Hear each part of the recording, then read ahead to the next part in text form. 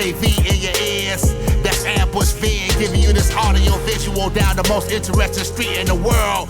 With my boy Steve, Fascination Street, you already know. Let's get it when you whip in the Fascination Street. What do you...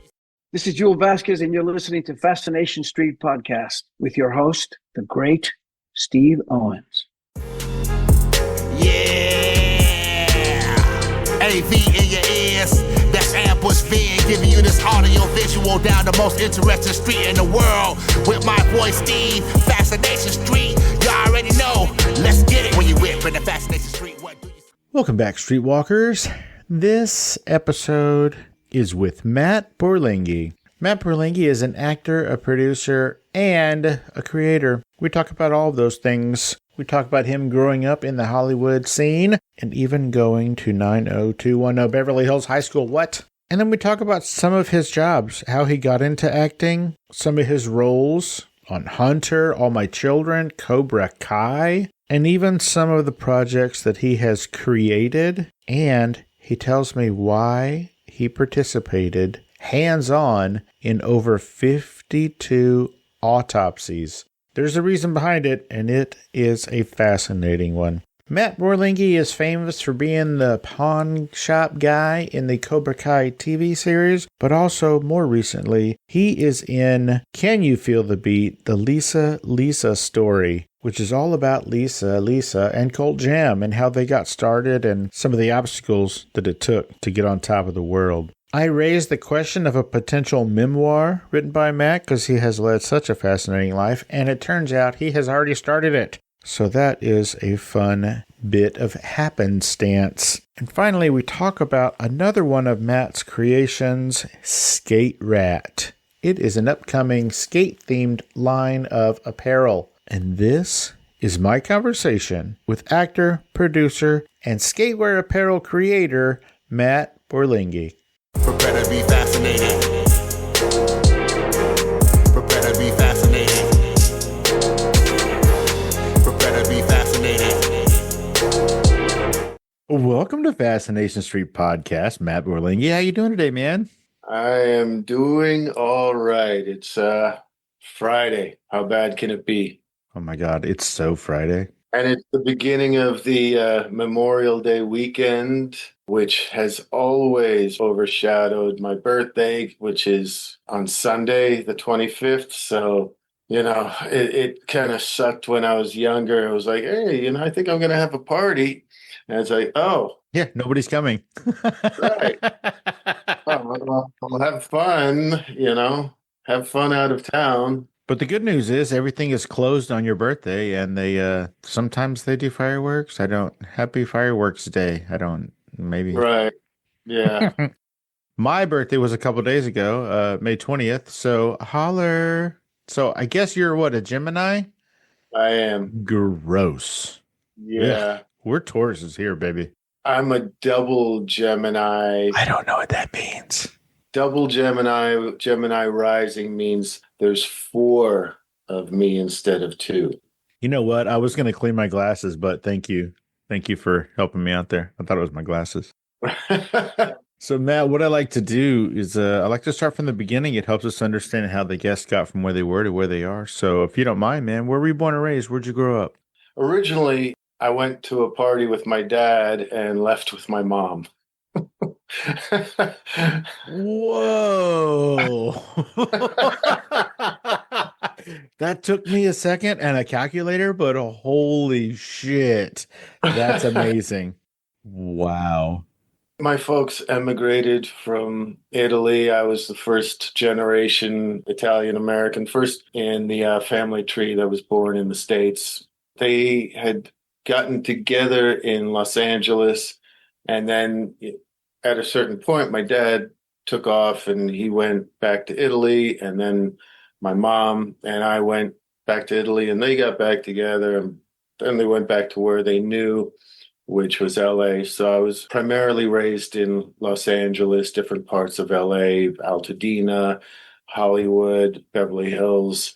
Went to Beverly Hills High School for 2.5 years. I got sent to a boarding school as a freshman because I was a naughty boy. Then went to Beverly High as a sophomore. Junior, got kicked out for, again, being a naughty boy. So I went to Palisades High School for a semester and then completed, the reconciliation, whatever I had to do to get back in. So I was allowed to go back to Beverly High and graduate from there. So if I understand correctly, Beverly Hills High School, they have a working oil pump on the property. Is that right? They still do. An oil well? Yeah. That's wild. I'm not sure too many high schools have that. I'm going to go with 0, according to Aaron Brockovich. Oh, really? I don't know if it was the whole movie or if it was just a big expose. This is probably not going to sound awesome to you, but she did this whole thing about like all of the medical issues that have come from the people who have graduated from there because of the oil well. Yeah. Are you feeling okay, buddy? I don't think that it affected anyone at all. Oh, love it. See, y'all can't see this. He's having visual tics. Yeah. So maybe that's why you were such a bad boy in schools, because of all the oil fumes. Yeah. Thank you for finally giving me an out on that. I can't believe it took so long for you to get one, man. There are no hall passes in life anymore. That is the truth. So what did you want to be when you grew up, man? What was the plan? Yeah, where did it all go wrong, you mean? Exactly. That's it. You're speaking my language. You know what? Ever since I was 7 years old, I wanted to be an actor. Since you were 7? Yeah, because my folks had a friend, an Italian gentleman who was a film director, and he presented me / us with this vision of making a Western, a grand sweeping Western. It was going to be kids, though, like literally cowboy. And I was going to be his cowboy riding off into the sunset and everything. And then he passed away. Oh, my God. Yeah. And I was left with that image of myself riding off into the sunset. That longing. Yeah. So, it was silly. I would be walking along on the sidewalk on my way home from school or whatever. And, not still at 7, a little older. And I would have this idea that, this big Hollywood producer was going to pull up in a limo saying, you belong in pictures, that type of silly thinking. And, now it's if a car pulls over at a kid walking, that kid better run. Uh-huh. So, yeah, different times. So I kind of always had that thing. And then, then I fell in love with soccer, and I played soccer my whole childhood. Here in the States? Here in the States. And I was pretty good. I was all-state goalie. There was interest from Pepperdine University to play goalie for them. But at the time, gone was the idea of the prescient thinking, and then looking ahead. If I stuck with it and then went to Italy and played soccer there, and then maybe the Italian national soccer team, that, I might spend the rest of my life driving Ferraris on the Amalfi Coast. It was that, I could go play soccer at Pepperdine, or I could be an actor, because that's always been my thing. And so, the acting won out. Bye-bye went the Ferraris on the Amalfi Coast. Well, it's a lot less sweating while you're practicing the one versus the other.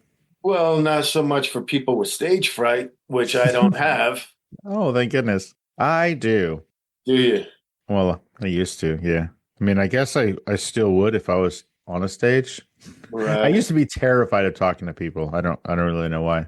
You're familiar with the fact that the biggest stat, the biggest fear of all people surveyed was the fear of speaking in public, like to a crowd. I don't get that. There's only 2 fears that people are born with, and this is weird. And one of them is public speaking. Scientific fact. It's crazy. What's the other one? Snakes. I was going to guess spiders, but yeah. Snakes.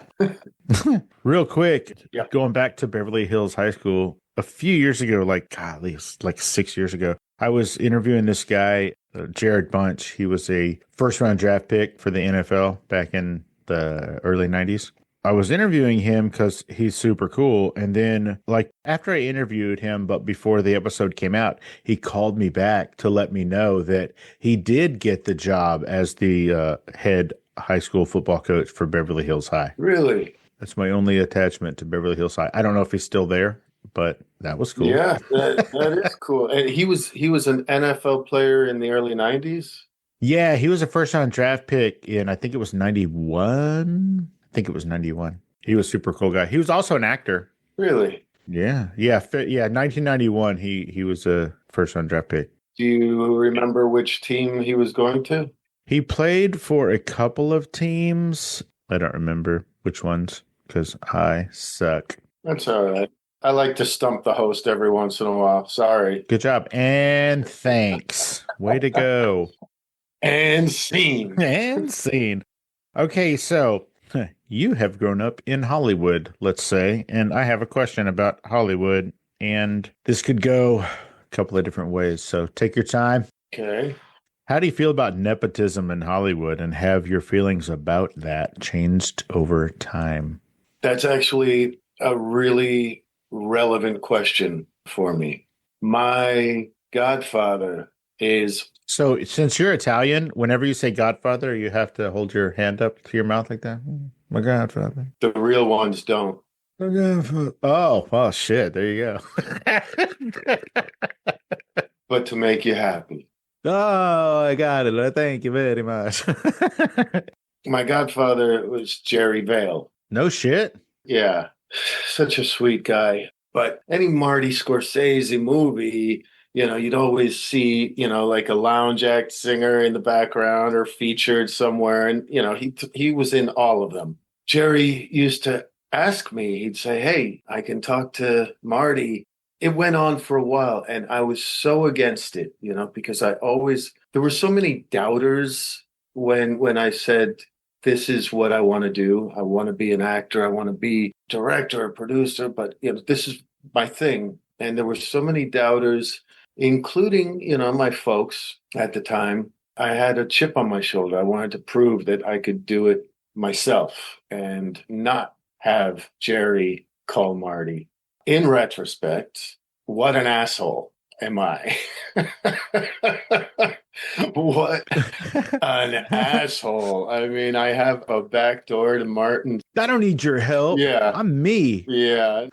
In retrospect, why would you not let your godfather tell Martin Scorsese about you? So who knows what could have happened? But you know what? The sum of my experiences equals who I am today. So any different decision would have had a different result. And, what ifs are okay, regrets are not. There's no point in regretting shit. Thinking, what if that? Yeah, whatever. As long as it's just kind of a butterfly thinking, One thing that really bothered me on the topic of nepotism is we're no longer friends for a long time now because, frankly, he got too famous for himself and the relationship went really sour. But we both had nothing, at the time, really struggling.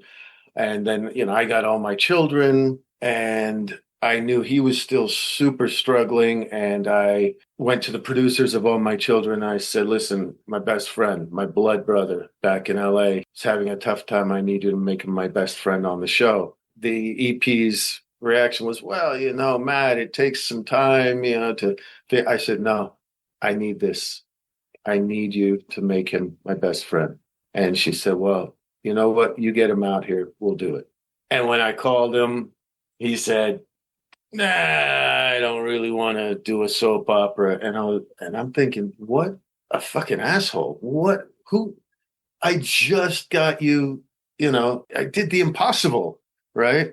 Well, fast forward to after I've left all my children and I have a pilot at NBC and he is a pilot at NBC. Mine ends up going to UPN. His ends up becoming one of the most popular sitcoms of all time. R.I.P. Not him.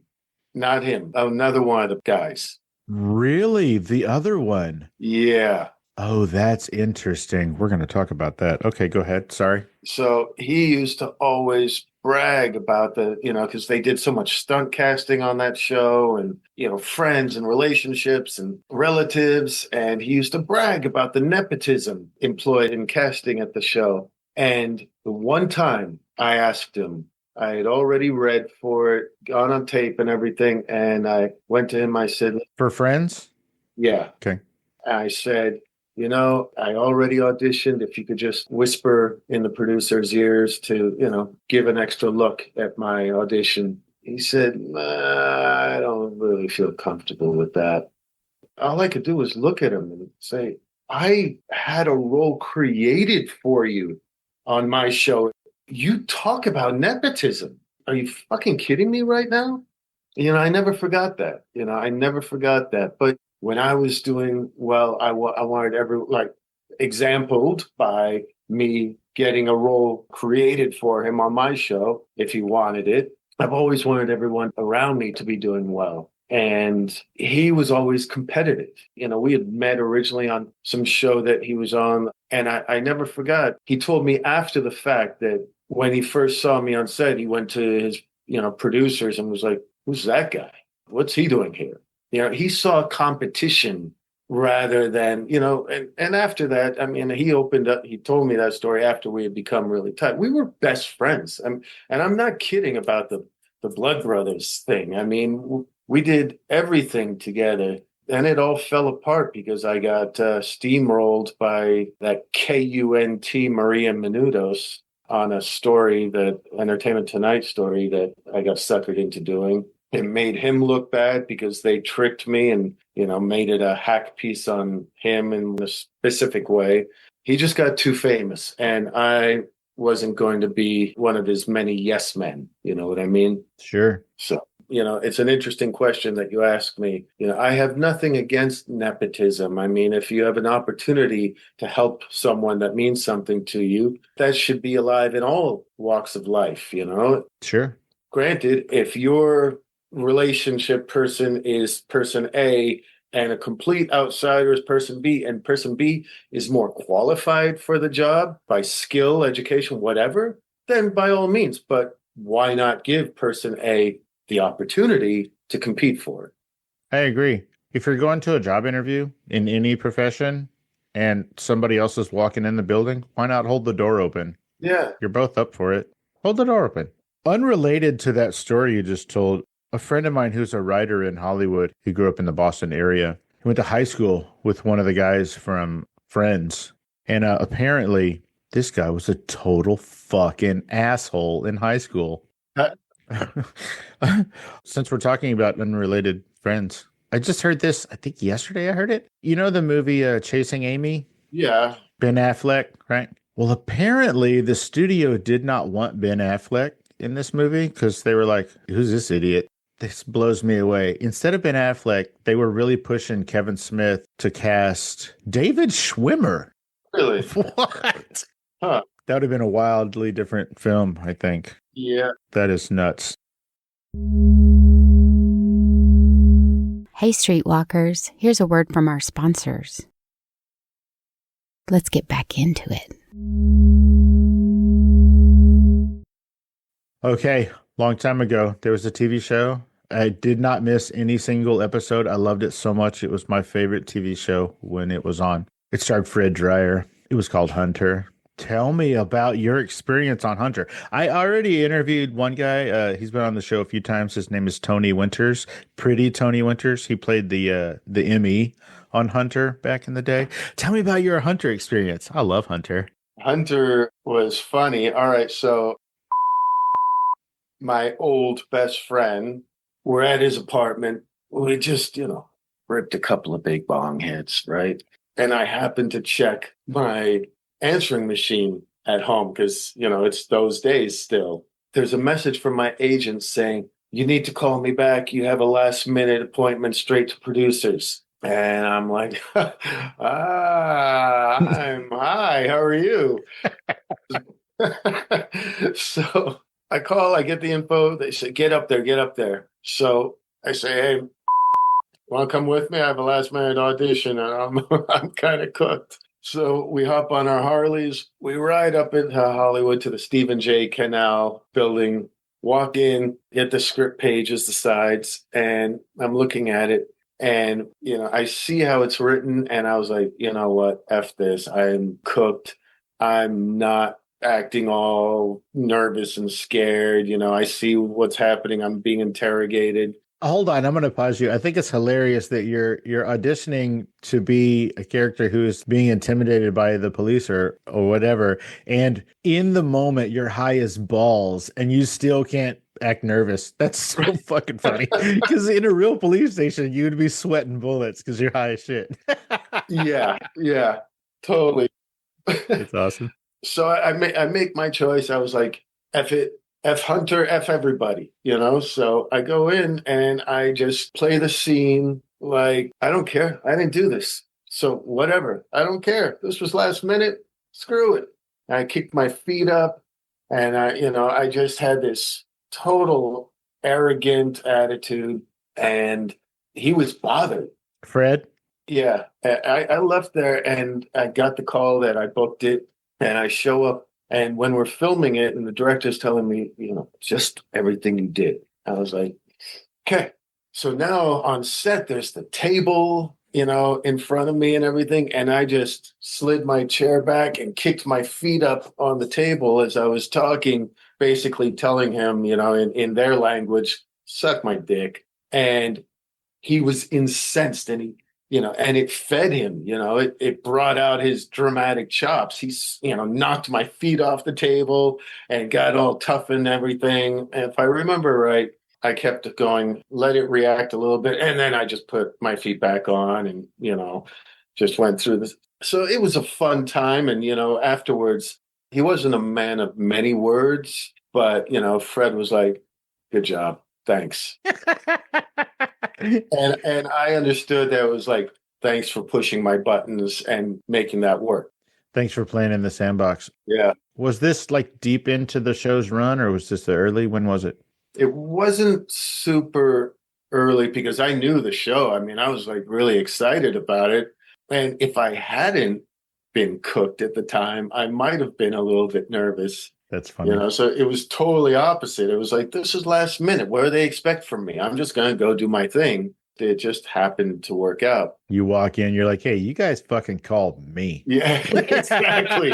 Exactly. What was wild about it was that the episode aired and the next morning I got a phone call from my agents saying, we just got a call from casting and production at All My Children, and they saw you on Hunter last night, and they want to audition and screen test you for a contract role on All My Children.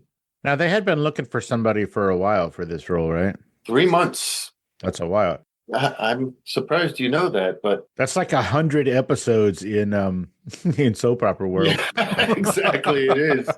They had screen tested like 30 people, and over the years, I met some of the people who had screen tested, and they were like, "Yeah, you got my role." I was like, "No, I got my role. Sorry." Yeah, sorry. No, you didn't get my role. That's what happened. Yeah. From the night that Hunter aired, I think within 3 weeks or so, I was living in New York. Oh, wow. Golly, that's fast. It happened fast. I went and met casting. I did what I did. A few days later, I was in New York screen testing. Back then, the screen test, it was done after hours. I think it still might be, but it was done after hours. They had to pay overtime to all the crew. It's a big production. So it cost them like 10 grand to do the screen test. Wow. And they had done like 30 already. So that is so many. That is a lot. And, I just brought something different, very specific and very different. And I know that's why I got the role, just something that I started the whole scene off with. But it was very fast. I was at the airport waiting to come back to LA, and I checked my answering machine. It was them. I called them back. They said, so how quickly can you get packed? Because we need you back here next week to start filming. Nice. Yeah. I had a few days to find a place to live, get a phone line set up. power. So it was a whirlwind, but it was a fun ride. When something like that happens, do they have people that can help you with all of that other stuff? Like, do they have people who can help you find an apartment, help you get all your utilities and all that set up? Like, is there a person who like is a liaison or some sort of a concierge help in that area? Because you're on the other side of the country. You don't know any of those things. You know what? Everything was happening so fast, I never thought to ask. That makes sense. They put me up in a hotel for maybe 2 weeks or to give me time in between filmings. You know, I was walking around looking for realtors and looking at classified ads. And, you know, I ended up getting cool studio apartment in a 54-story high rise on the 33rd floor. Nice. Apartment number 33C. I'll never forget that. I'll check you out. Yeah. At 124 West 60th Street, right across from Fordham University.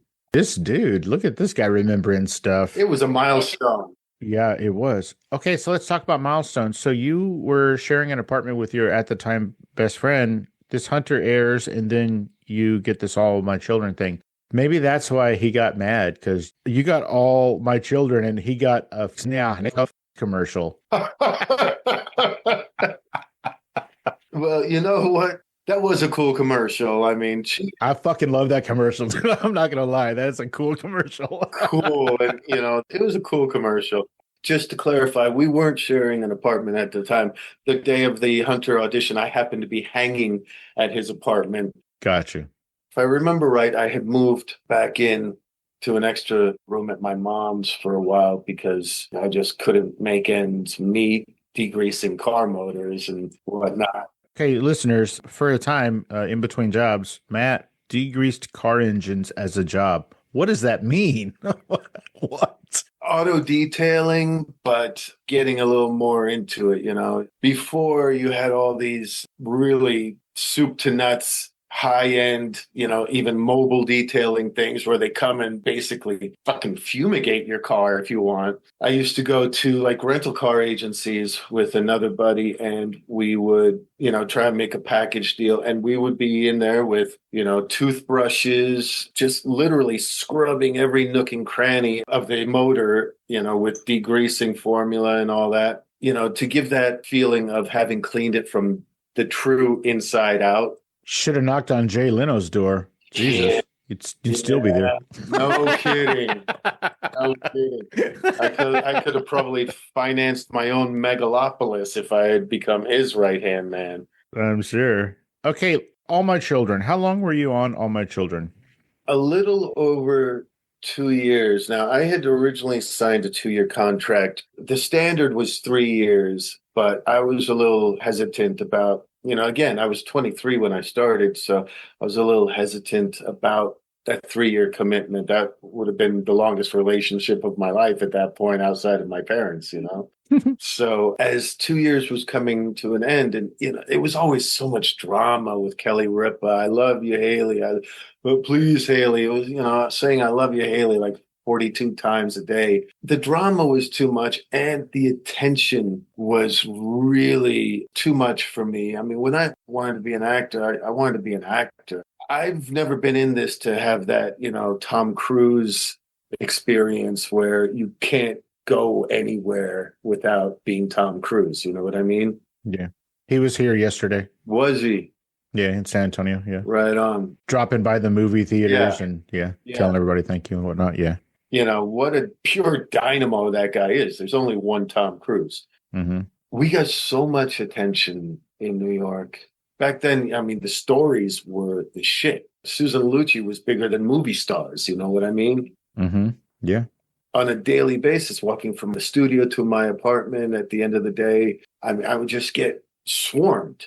And it was just too much attention for me. I couldn't process it. And then when I started getting too personal fan mail, you know, it was just too much for me. And when they kind of assumed that I was going to stay there, I mean, we were so popular. Who in his right mind would leave at the height of his popularity? Right. When they didn't approach me like early about renewing the contract and all that, part of me just figured, well, I guess it's not that important to them. But also my friend and PR, Cindy, just wants to just bonk me on the head all the time because I guess the idea of doing PR and, interviews and all that is to pump the products. The brand, yeah. Yeah, but it drives her nuts sometimes that I like a very humble, under the radar mentality and life and everything. Yes, I've had some interesting highs.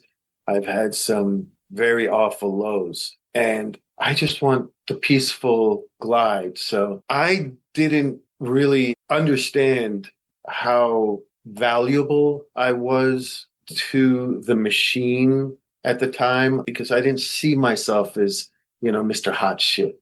I just, saw myself as a guy lucky that he's doing what he loves to do, being able to ride his Harley onto a baseball diamond for a charity softball event and having these cool experiences, but kind of wanting to shun the attention. So anyway, I mean, that's a lot of verbal diarrhea for, the people who haven't already said, you know what, fuck this guy, he talks too much. But I didn't recognize my value to the machine. And so they were very upset when they came saying, hey, it's time to talk. I was like, I'm leaving in like 2 weeks. No, what are you talking about? So I ended up having to give them a little extra time so that they could, and the pressure was coming from everywhere. The network, from, William Morris at the time, Agnes Nixon, Capital Cities. Everyone was saying, you can't leave. But I was like, yes, I can. They were able to find someone for the interim to at least finish out the Brian Bodine storyline. Then, they had to cast a new love interest for her, a new character. And, they named him after me. My real name is Mateo. And that was Mark Consuelos. So as I've said several times, Kelly, Mark, you're welcome. You owe your empire to me quitting the show. Did you get invited to the wedding? No. What? No. Oh, I'm going to make a call right now. Yeah, whoever did invite me, that person shall be sacked. I think, listen, there's such a powerhouse couple. It's, you don't see that very often. You almost never. Yeah, I'm so thrilled for them. And yeah, what if I had stayed on the show? But do I regret? No. Again, the sum of my experiences makes me the person I am, makes me the dad of 3 kids that I love more than anything. So any different decision, I don't have my kids, and I think that's a fair trade. Love it. Hey, Streetwalkers, here's a word from our sponsors. Warning. Not listening to Fascination Street podcast may cause unexpected side effects. Side effects may include sudden fits of boredom, irrational curiosity about everything you missed, the inability to name your favorite podcast interview, spontaneous ignorance of obscure celebrity stories, talking to coworkers about nothing because you didn't hear the latest episode. Other symptoms may include excessive use of the phrase, wait, what happened? Chronic seriousness with no trace of laughter or delight, unexplainable urge to scroll aimlessly instead of being entertained. In rare cases, not listening may lead to wandering aimlessly through podcast apps, overexposure to true crime reruns, and thinking you're cooler than you actually are. If you find yourself experiencing any of these symptoms, stop what you're doing immediately and download Fascination Street Podcast. Ask your podcaster if Fascination Street Podcast is right for you. Spoiler alert, it is. Let's get back into it. Now, if you had said yes to All My Children to extend, they would have made you a literal millionaire. Do you ever regret? I mean, I know you don't regret the decision as a whole, but sometimes you just wish you'd stayed on for a little bit longer. I mean, again, that's one of those what ifs. And you do your research, Steve, and that's pretty cool. I mean, how that's the second or third time that you've brought something up that was spot on.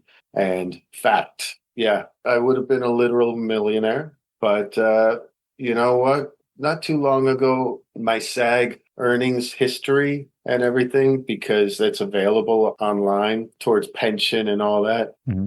Over the course of my career, I did make over $1 million as an actor. So it was over many years, but I'm able to say that as an actor, I'm one of those very, very, very few actors who literally and actually made over $1 million just acting. So it was kind of a cool thing for me to realize. And I mentioned it to my wife. She's like, "Yeah, where is it?" I was like, "Don't ask me, ask Uncle Sam." Yeah, exactly. There's a bunch of things I want to talk about, so we're gonna have to move past All My Children, as awesome as it was. Sure. This is a weird thing for me to say as a whole sentence, but you participated in 52 autopsies. Why? You know that too. I know everything about you, man. Apparently. Why? Because I created a docu-series type show that originally I had titled DOA. The gist of it was what led up to this person's death.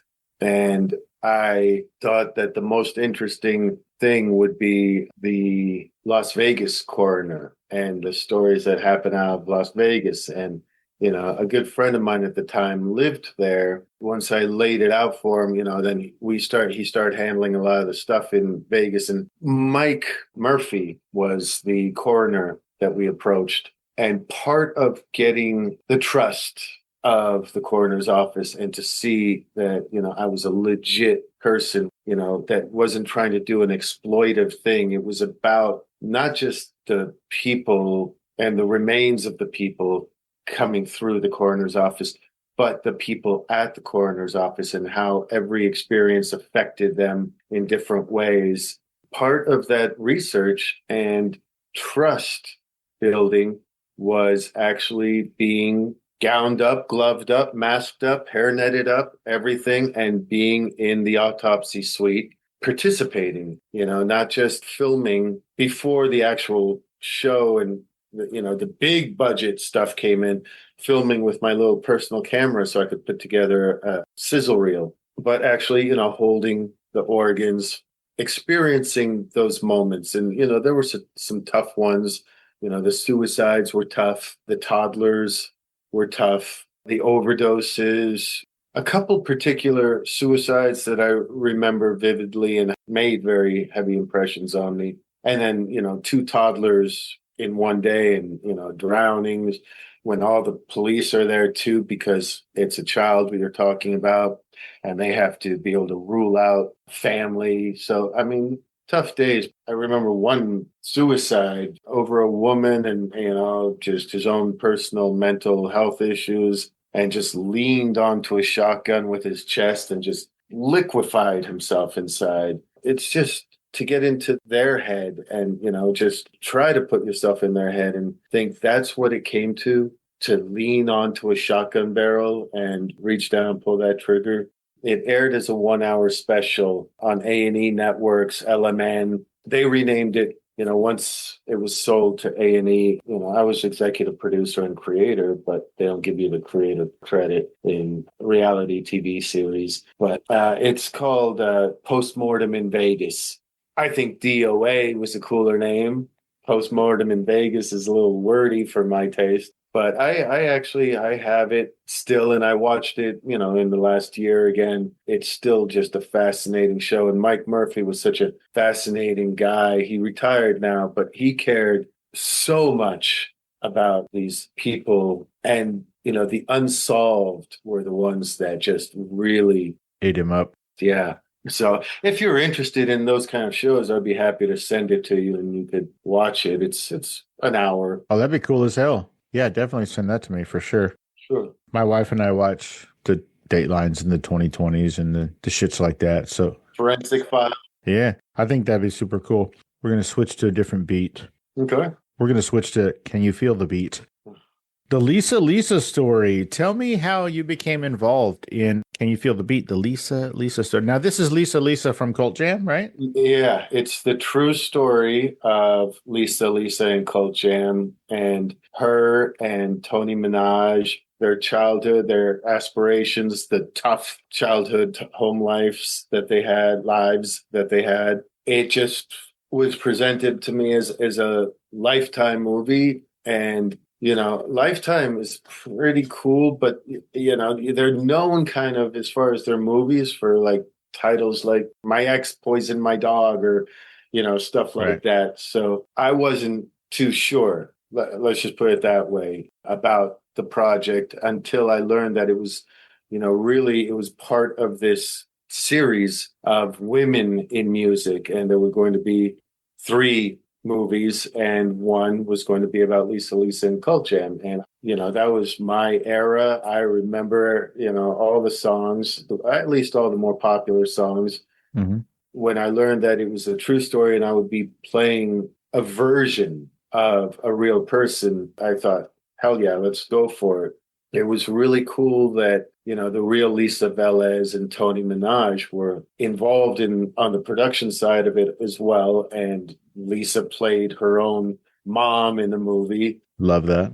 Ernest Corchado was just great as Lisa. Breezy, from, I think, Empire and whatnot. She played Tony Minaj. And, I was convinced that she actually hated me for, most of the production. It was really cool to be able to go to Lisa and Tony and say, look, as it's written, this guy feels very weak. I've never used the word darling in my life. It's very British and, very 40s movies. Darling, what do you think of this, darling? You know what I mean? Mm-hmm.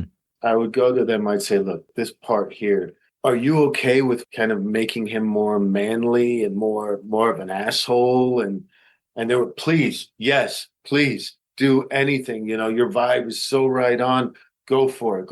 So it was really cool to have that kind of freedom because I wanted to, this was a retelling of their experience. I wanted to, if I could, make it even a little bit more emotional for them. But I also had to walk a fine line because the guy had in real life had passed away already. And, if his family was going to be watching, I didn't want to present him as a total asshole. I wanted to, almost make him like a guy you love to hate. Mm-hmm. Where you could have a laugh with him. So when I improv stuff, gave him a certain energy that wasn't scripted, there was one thing where, he had lines that sounded so pussified, like, oh my gosh, I was almost assaulted by a group of youths. Oh, the young toughs, they almost got me. Yeah. And I went to Lisa, I was like, I can't. I can't say these words. Come on now. Yeah. And so what I'm thinking, because I walk in on her in mid-conversation at the character, Lisa, I'm thinking, what about like this city's so crazy? I almost had to scrap with a bunch of thugs or whatever the word was that I used outside. The hoodlums and ruffians. Yeah, whatever the word was. But, walking in, it felt very like kind of Ari on Entourage, where he's just kind of like always like this and whatnot. So I walked in saying, this city's so crazy. I almost had to scrap, and turn it into, and it made it funny to when you're watching, but it's so changed, the intention was still the same, but it's so changed, this like feeling like, oh my gosh, I was terrified to, hey, let's go for it. And then throwing contracts in front of her son, it just made it a much more fun character to play. And I'll end it by saying, you know what, watching it, I was proud of the end product. And it was a cool experience and proud, these are legends in their own right in the music business. To be part of telling the Lisa story, cool beans. That's amazing. For all of the listeners who happen to be in the Academy, feel free to nominate our boy for an Emmy. Let's get it done, son. The cool thing was, I was nominated for an Emmy for All My Children back then in '93. And I had already left the show by then. So I didn't really have all that much insider support, if you know what I mean. Because yeah, I'm sure 2 months earlier, I had won the Soap Opera Digest Award. And again, in my total lack of awareness as to the machine part of it and everything, I was so shocked, number one, that I won over some of the daytime heavies, as it were, back then, that as I was giving my speech, instead of just saying thank you and da-da-da, and it's been a great time and everything, I'm sitting there, stroking the award like it's, like it's phallic. And I'm sitting there, gee whiz. And, a lot of you may know that, I decided to leave and go see what else is out there. And, not the way I would have done it again. Let's put it that way. If I had won the Emmy back then, it would have been a much more uplifting instead of depressing speech. So the thing with the Emmys is that my category is a very convoluted category. They include short form series. So like this adolescence series that people are raving about. And, I saw a couple of episodes of it, and it's really, and, Brad Pitt is one of the producers. I mean, it's like this heavyweight, short form series, 8 or 10 episodes. So you have movies, the short form series, and special programs all in one category. So how is the guy on a Lifetime movie supposed to compete with a Brad Pitt production that the kid in the adolescent series is, being ballyhooed as potentially the youngest Emmy winner of all time? And it's like, why wouldn't movies have their own category? Make it a little more fair, let's face it. Too many Apple TV series and high profile projects are competing with little old me. But I am in their Lifetime for your consideration. And it would be really, really cool just to be nominated. I would never expect to win, but just to be nominated and kind of bring that full circle from, 1993 to 2025. Yeah, call it a comeback, because I was kind of gone for a while there several years ago. But fortunately, between Cobra Kai and other things, I've been working fairly steadily, or at least making appearances fairly steadily over the last few years. So you can't rely only on acting as an actor. I mean, my wife and I both do health and life insurance sales, which gives me the opportunity to actually help people outside of just entertaining people. I do have projects that are in the works. There's a pilot that's out there being shopped right now. With Big Daddy Kane? Yeah. And if things come together as everyone hopes, then I'm a series regular again. And there's another pilot that, I'm also a producer on. There are 2 others actually called Townsend and Letters to Addie. Townsend, I played the title character, and Letters to Addie, I play a supporting role. Both of those, I was asked to be a producer as filming progressed. And there's an unscripted thing that I created and wrote, and we'll start pitching once I find the right literary agent to work with. Did you say unscripted? No, it is scripted. Oh, okay. This is a scripted thing, a 1-hour crime show. ATF? ATF, yep. Yeah, wow, okay. Okay, couple quick questions. Because I feel like I'm taking up your whole day. Are you in the middle of writing a memoir? Are you halfway through writing a memoir? Tell me about if you're ever going to write a memoir. I am about 8 or 9 chapters in. What? Well, yeah, I kind of stopped for a while because I wasn't sure it's something I'd want my kids to be reading at a certain age, because I don't hold anything back. Oh, cool. Send me those pages. There's a lot of very poor lifestyle choices that I'm very candid about. There are definitely versions of me that don't exist anymore, but still are part of my history. I made bad choices. I did bad things. And if the right situation comes along that warrants my writing the rest of it, then I will. The right publishing deal comes along. My kids are older enough now, at least, the boys aren't 10 anymore. They're 15 now. My daughter's 19 now, about to turn 20 in a couple of months. So if the right circumstances fall into place, because there's a certain value to it as far as not just a memoir, but a million little pieces, less than zero, that type of thing. I haven't read Matthew Perry's book, I watched a really interesting documentary on him, and, there was a lot of voiceover from his book in it, but not that much. So I don't know how far into it he got, as far as like, I imagine there was some pretty dirty shit that he was, involved in, because it kind of goes with that, lifestyle. But I know how far I go into it and how dirty the life that one can live when mixed up with the kind of things I was mixed up with can be. So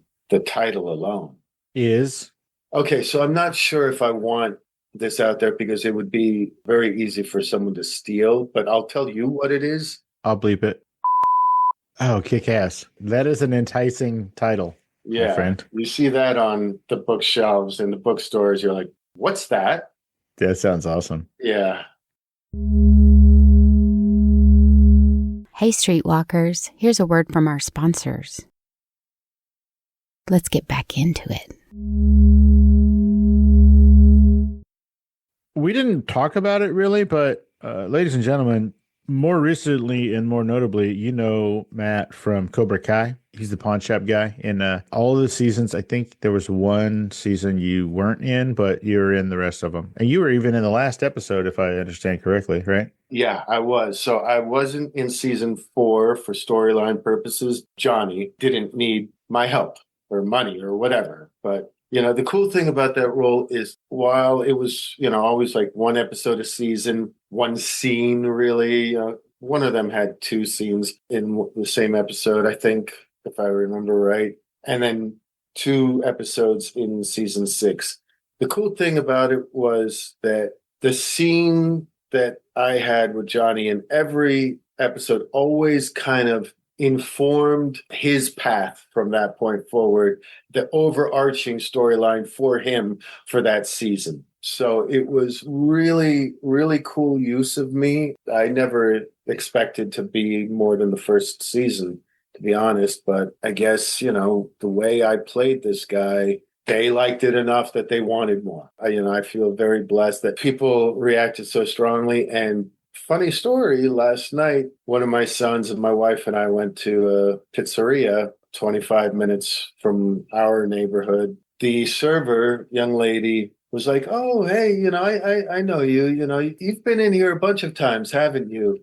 And I said, no, this is our first time. I just have one of those faces, and left it at that, because first time someone says something, I'm not, again, I'm very under the radar. I'm not like, oh, well, you must watch Cobra Kai, or you maybe watch the, that's not me. Whenever that happens to me, I just tell them we went to high school together. Right. They could be 30 years older or younger than me, and I still say the same thing. I'm like, no, we went to high school together. That's where you know me from. Yeah. On the flip side, typically I'll be like, well, I don't think we went to high school together, and leave it at that. But towards, the end, when I was asking for the check, she said, it's driving me crazy, because I know you. And my wife spoke up and she said, do you watch Cobra Kai? And she was, oh, yes, I knew it. That's why you're the pawn shop guy. And I ended up doing a selfie because she was talking about her parents love the show and she can't wait to tell them. And my wife said, well, why don't you do a selfie? And, a selfie turned into, what are your parents' names? I did a selfie video, and I was like, hey, something in Maria, Beneferio or something in Maria. Hey, it's Matt, your friendly neighborhood Cobra Kai pawn shop guy. I'm hanging out here with your daughter, Jackie, and she's awesome. And thank you so much for watching the show. So to have, that kind of like mellow and cool interaction from a role that wasn't really supposed to initially be much, I've been really grateful. And the fact that they had me in the season finale when they really didn't have to, in my opinion, again, humbly thinking, they don't need me. I mean, the show will end just fine with the big finale and everything. For them to go to the lengths they went to rent a space and hire 90 extras or whatnot, and, make this whole scene around just me and, the mini mart guy character, just us watching the big contest and the big finale on a bar TV, and I mean, all that stuff. I mean, it was just That's me beating my chest like out of gratitude. That was an enormous honor to me and the characters, how much we meant to the show for them to do that and go to all that trouble just to have us one more time on the series finale episode. I love that. I think the only other person I've had from that show is Jesse Cove, Marty's kid. Right. There's one last thing I want to talk about before I let you go. Skate Rat. Oh. Tell me about Skate Rat, my man. All right. So Skate Rat. I used to skate when I was a kid. My buddies and I. Holler. Me too. We were skate rats and we knew it. Who was your guy? I'm a mix of all three. Cool, Crash, and Dumpy. I am a mix of all three. I mean, injury prone, thinking I'm cool, at the time. And then, always kind of a mess. I mean, I'm looking down and, I don't even know how I cut myself. And I've just realized I have blood on my shirt. I'm always a mess in one way or another. I wasn't going to say anything. Well, I don't hide who I'm right here in plain sight. So skate rat was always kind of, a derogatory term that I came to learn later. And I thought, why, And one day I was driving, years ago, and I look over and I see some kids, doing their tricks on a street corner with some steps. And I was like, look at the little skate rats. And I thought, you know what? Yeah, I need to do something finally, because my kids were at the age where they were watching Backyardigans a lot. And I thought, what if I create these characters? And there is the intention that T-shirts and stickers and everything, if the fan appeal, if the user friendliness proves to be what I think it will be, or hope at least it will be, then yes, an animated series where the rats go on an adventure every episode and learn some kind of valuable life lesson and come away from it a little better than they were at the start of the episode. You know what I mean? Yeah. It's not rocket science. You look at most kids shows and all that, and, there's always that kind of formula. Adventure, lesson, move on, happy to have learned it. So I think the skate rats are really cool. And, you got to have Sweepy. I used to call my daughter Sweepy. So when I was thinking, what am I going to name the girl rat? Sweepy. I think they have a lot of appeal. And I went to a skate park few weeks ago now with some stickers. Just as a tester, I only had one sticker made of Crash. Love it. Like a board sticker or whatever you want to do with it. Now I have a sticker on my rear window, my wife's rear window, my daughter's rear window, mother-in-law's rear window. So I went to a skate park and I took the stickers and I took images of each of the characters. And I asked kids and their parents, hey, listen, it didn't hurt also that they were recognizing me from Cobra Kai. Sure. So I was asking them, look, I just have a question for you. Yeah, I'm on Cobra Kai and thank you for watching, but I've created, these characters and these buddies, and I want to make being a skate rat cool instead of like a bad word. What do you think of these characters? Who's your favorite? And if you saw T-shirts and stickers and skate shops and everything, would you get them? They all, to a T, even the parents were like, we like those are great. You got to do that. And I was like, thank you so much. I want to give you, how many stickers do you want? Will you put these on your boards? And they were like, hell yeah. And every kid, I gave out like 25, 30. Every kid put them on their boards as they were there at the skate park. That's kind of a big thing. I remember when I was doing board stickers, you only put on the stickers that meant something to you. You didn't just put one on for the sake of having a sticker. You took your time to decide what's going to make the board. Yeah. So the fact that, all these kids were like, oh, yeah. And, just slapping them right on, it gave me a nice feeling of optimism that there's a future for the rats. What is your plan? How do you plan to release these? Like, what are you going to do? You know what? I have a really well-presented business plan for it, but I've always been kind of the grassroots kind of thinker. I welcome ideas if you have them, but, Cindy wants to talk to like QVC, have me go on QVC showing samples and see it, see about building that. Cindy is a big thinker, and I really liked the idea of going to a skate park and seeing what the real immediate reaction was, and that gave me the confidence that whatever Cindy wants to try, I'm game, because it's not like we can fall flat on our face. But then again, this is based on 1 2-hour session at a skate park. I need to do more of those. If you have ideas, I'm open to ideas. I certainly don't.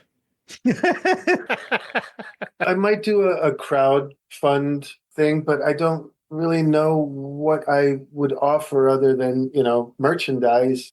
I have a friend from high school who has been in this business for years and years. And the clothing business? Yeah, clothing, T-shirts. He launched a really big brand for a while called Kickware, K-I-K. He does his other stuff now, and he's also a consultant to a lot of companies. He said, listen, who is the team? I mean, that's the biggest thing. It's going to cost some money. And if you raise the funds, yeah, I'm in. I'll help you build this, and we'll team up together. So as with anything else, it's always some kind of funding issue, whether it's getting ATF put to film or getting Skate Rat launched. There's always, the issue of funding and trying to figure it out. So I need to put him together with a guy I know who might be interested in actually funding it so that they can see, all right, there's enough experience and money to make this firm thing. And then I don't have to, try going to big stores right away to get attention, because you still have to fulfill orders. Yeah. Where can people find out more about Skate Rat? And is it RATT? It is. It's Skate Rat with 2 T's. The website is not live yet. The domain is live with just, like a placeholder until I'm ready to actually start putting the money into a real website with a commerce aspect to it, being able to sell online. I believe right now Cindy is talking with, and that's Cindy Misch. I believe Cindy is talking with a T-shirt printer, near her in Wisconsin. Years ago, I hired an artist to put to paper the pen in my head and what I wanted. And then I have the artwork that can be applied, just send it to a printer like the way I had the stickers made just, a couple months ago. So I will speak more about Skate Rat when there's more to speak about. Got you. Is there a social media component to Skate Rat? Is there a Skate Rat Instagram or anything like that? There is a Facebook page, just Skate Rat, capital S, capital R. Got you. And then it shows the images and a little quick blurb about how I came up with it. But, I didn't get into, the character breakdowns on the page. Again, as more comes to talk about, then I'll put more out there in the world. But I really love the Skate Rats. And I think that what I've seen of the way kids react to them, I think a lot of people are going to love them eventually. Love it. Matt Borlenghi. From everything from All My Children to Hunter, Cobra, Kai, and even Can You Feel the Beat? The Lisa story. My goodness, dude. This has been a blast. Where can people find more about you on social media and the things you're working on? On Facebook, I'm just Matt Borlenghi, Borlenghi. On Instagram, Cobra Kai Pawn Guy. TikTok, same thing, Cobra Kai Pawn Guy. Blue Sky, Cobra Kai Pawn Guy. Threads, Cobra Kai Pawn Guy. I don't do, I X'd a while ago. But yeah, that's it. I do have a YouTube, the Cobra Kai Pawncast page, because I've thought for a while now of, doing some kind of podcast myself. I just know too little about it. I just don't know what I would do it on, but I wanted to make sure to own Cobra Kai Podcast. For sure, yeah. Well, it's not hard. You can do it. It's fun. It's easy. He's going to want to talk to me, I mean. everybody who's in that book. Interesting. Oh my gosh. Matt Borlenghi, dude, thank you so much for taking the time out of your busy day and your hectic acting, creating skate merch, and writing your own memoir schedule to hang out and let us get to know you a little bit better on Fascination Street, man. I really appreciate it. I am grateful and present and honored to be here with you, Steve. And that's a big thing, being present. I cut out all the bad stuff of the past, and I'm proud of it. And the biggest thing is just trying to be best dad and husband I can be. And, the rest of it falls into place the way it's supposed to.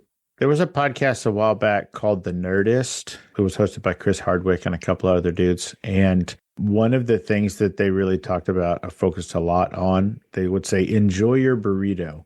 And what they meant was enjoy the moment, like be present in the moment. Like if you're eating a burrito, enjoy the burrito while you're eating it. Don't be doing something else and then be like, I ate a burrito and I wasn't even paying attention. So I love that you're enjoying the present. You're in the moment, that you're at that place in your life. And if we could all get there, oh, what a wonderful world. Happy belated birthday again. Oh, well, thank you. Happy birthday in the future to you, my friend. Thanks. Happy prelated birthday? That's not a word. No. Preluded? Oh, yeah, sure. But thanks for taking the time with me. I'll talk to you again another time. All right, buddy. We'll keep in touch. Thank you so much, Matt. It was 100% my pleasure. And you have a great rest of your week, man. Bye, buddy. Bye.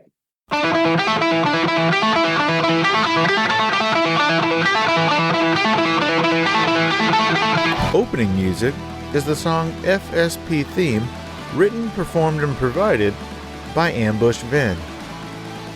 Closing music is from the song Say My Name off the 2021 album Underdog Anthems, used with permission from Jax Hollow.